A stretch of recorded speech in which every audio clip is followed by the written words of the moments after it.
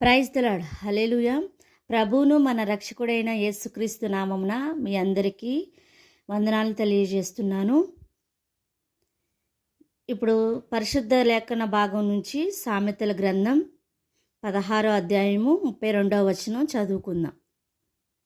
పరాక్రమశాలి కంటే దీర్ఘశాంతము గలవాడు శ్రేష్ఠుడు. పట్టణము పట్టుకొని వాని కంటే తన మనసును స్వాధీనపరుచుకునివాడు శ్రేష్ఠుడు. ప్రియులారా, ఈ మాట ఆలోచించినట్లయితే చాలా గొప్ప మర్మంతో కూడిన మాట.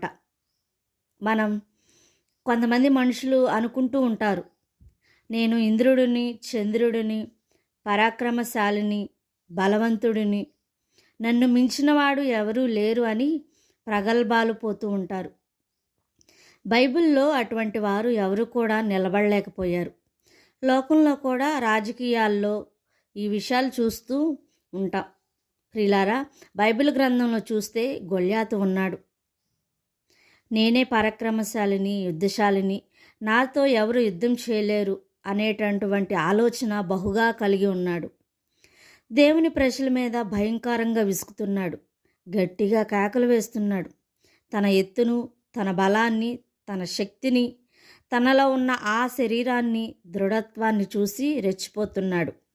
ప్రియులారా, చూడండి, చిన్న దావీదు చేతిలో ఓడిపోవలసిన పరిస్థితి వచ్చింది.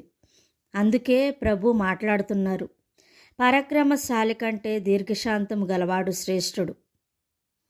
ఎవరైతే దీర్ఘశాంతం కలిగి ఉంటారో శ్రేష్టమైన జీవితాలు వారు గడుపుతూ ఉంటారు.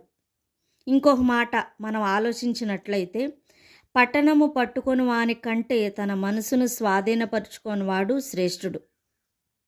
అతడు బలవంతుడు కూడా. ప్రియమైన దేవుని బిడ్డలారా, లోకంలో ఉన్న రాజకీయ నాయకులు, అలాగే బైబిల్ గ్రంథంలో రాజులు పరిపాలన చేసేవారు. ఉదాహరణకి లోకానుసారమైన మాట ఒకటి ఉంది. ఏంటంటే, తాడిని తన్నేవాడుంటే తలను తన్నేవాడు ఒకడు ఉంటాడని.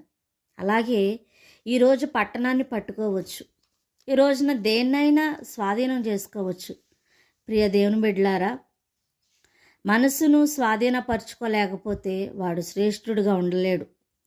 మనసును స్వాధీనపరచుకోవడం బహు కష్టం. అందుకే ఎవరికి వారే మనసును స్వాధీనపరచుకొని వాడు శ్రేష్ఠుడని దేవుడు తెలియజేస్తున్నాడు. మనసును స్వాధీనం చేసుకోవటం, దీర్ఘశాంతునిగా ఉండటం మనుషునికి ఎంతో దీవెన, ఎంతో ఆశీర్వాదం. చూడు, నేను పరాక్రమశాలిని అన్నాడు. ప్రియులారా, కాలం రాకమునిపే చనిపోయాడు. నేను పట్టణాన్ని పట్టుకున్నట్లు వంటివాడు. మరలా ఇంకో సమయం వచ్చేసరికి విర్రవీగి మనసును స్వాధీనపరచుకోలేక అతడు కూడా బలహీనుడయ్యాడు. చూడండి, అదే మనం ఆలోచించాలి. దేవుని యొక్క ప్రేమ ఎంతో గొప్పది. దీర్ఘశాంతం దేవునిలో ఉంది.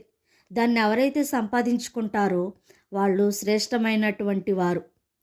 ఎవడైతే తన మనసును స్వాధీనపరుచుకుంటాడో ప్రియులారా, వాడు శ్రేష్ఠుడని సృష్టికర్త అయిన దేవుడు తెలియజేశాడు. మరి ఈ వాక్యం విన్న తర్వాత ఏమి సంపాదించుకుంటావు? దీర్ఘశాంతం సంపాదించుకుంటావా? మనసును స్వాధీనపరుచుకుంటావా? ఈ రెండూ అవసరమే. దీర్ఘశాంతం కలిగినటువంటి వాడు శ్రేష్టమైన వాడు. మనసును స్వాధీనపరుచుకునేవాడు వారు కూడా శ్రేష్టమైన వారు. కాబట్టి ఈ వాక్యం విన్నటువంటి వారందరూ కూడా దీర్ఘశాంతం గలవారుగా ఉండాలని, మనసును స్వాధీనపరుచుకునే వారికి కూడా ఉండాలని ఆశిస్తూ ఈ వాక్యం ముగిస్తున్నాను. ప్రభు మిమ్మల్ని, మీ అందరినీ, మనందరినీ కూడా దీవించునుగాక. ఆమేన్.